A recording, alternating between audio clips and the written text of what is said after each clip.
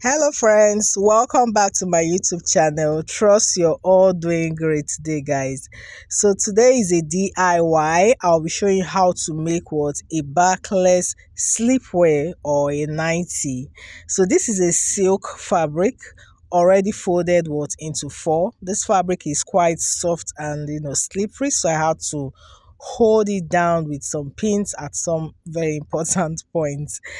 So folded already into four, so we can cut for both the front and back piece, and this is sleeveless. So I'm starting up marking a startup line. That's my startup line. I indicated my neck width, which is 4, and the neck depth of 4, but I actually later increased it to 5. So neck width of 4, neck depth of 5, and that's for the front. While for the back, I'm using a neck depth of 13.5. 13.5, that's what I used. So making a curved neckline for the front, and of course a rectangle neckline for the back. You can see. So that's it.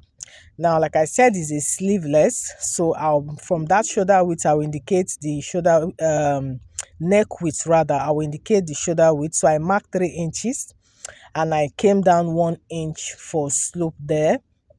So I'll just connect it to the neck width like so. Okay, so from the neck width indicates the shoulder width, and 3 inches was okay for me. You can make it lesser.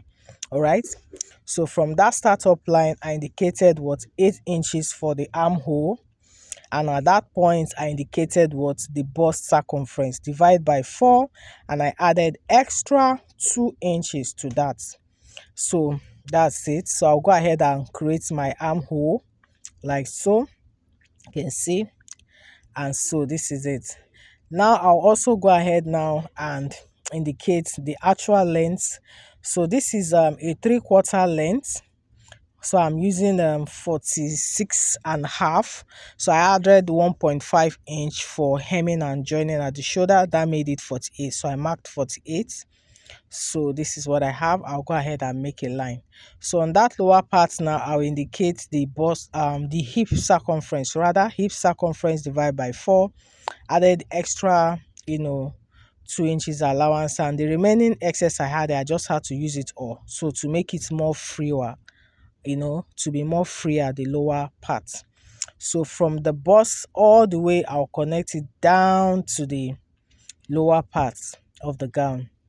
So you can also indicate your waistline if you want. Okay, you can indicate your waistline, or you can just take it from that point.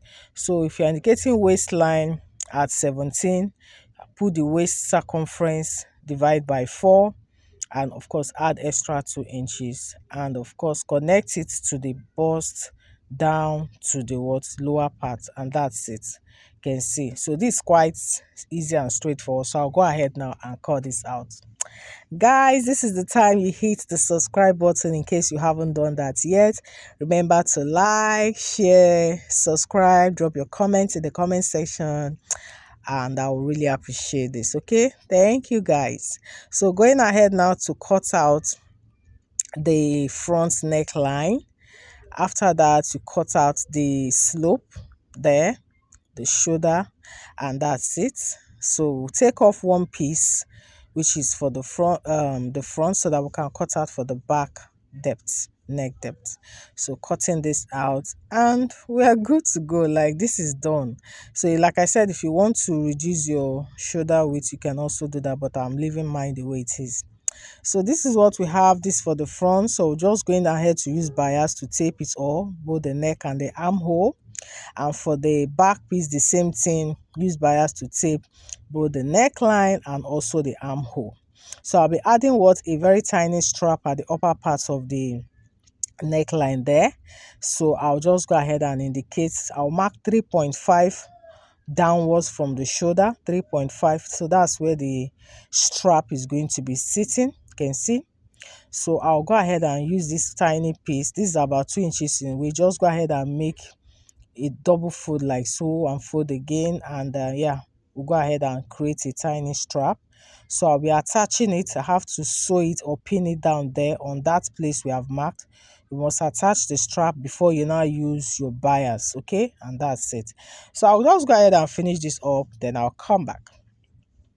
And here you can see I'm done using my bias for the necklines and the armhole. This is for the front. You can see how this is looking.